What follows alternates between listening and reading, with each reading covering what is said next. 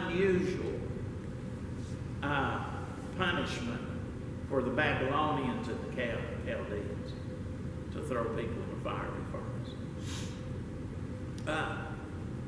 So when you look at the form of punishment, don't get all worked up about, oh, that was such an unusual way to punish people. No, it's pretty common among the Babylonians and the Chaldeans.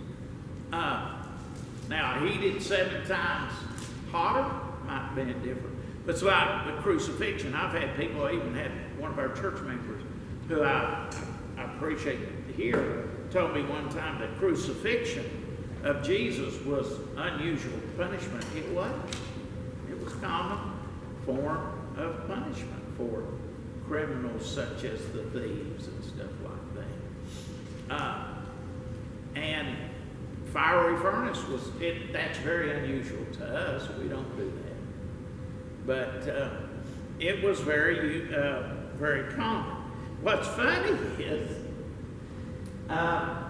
it's almost comical. The king makes this decision to heat the furnace 7 times hotter because he's so mad. And you think about it, if you really want to punish people, what's a furnace 7 times hotter going to do in taking their life? It's going to be quicker. It's going to be quicker. But he's so mad, so ticked off at his challenge from them that he doesn't realize what that's going to do. If you really wanted to torture them for disobeying your commandment, you'd slowly roast them.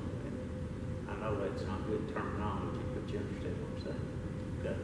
Now the second thing is, and again, it's beautiful how God works. All this does, and he plays right into the hands of God.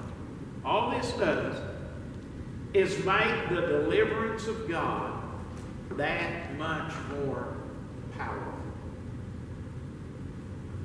Because 7 times hotter is going to consume whatever's being thrown into it quicker, and yet that doesn't happen. So it's wonderful, it's remarkable to me that God is using all of this, the king's anger. He doesn't realize how he is playing into the hands of God and his power. It did to them, just not to them. The guys that threw him in were killed. Yeah. God didn't save them. Yeah. We'll pick up here again next week, but I tell you what, you can't outmaneuver God when especially if you're walking in His will. Go ahead. I just had a quick comment on your statement about somebody trying to control somebody's mind.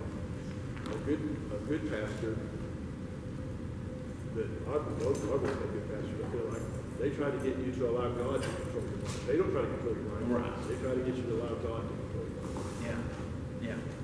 Yeah.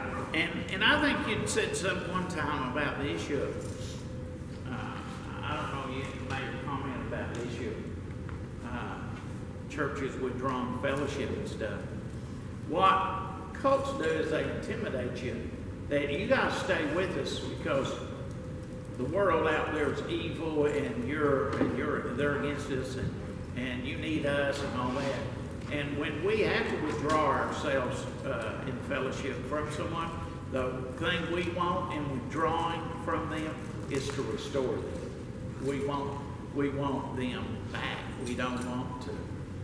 So it is a control issue with cults.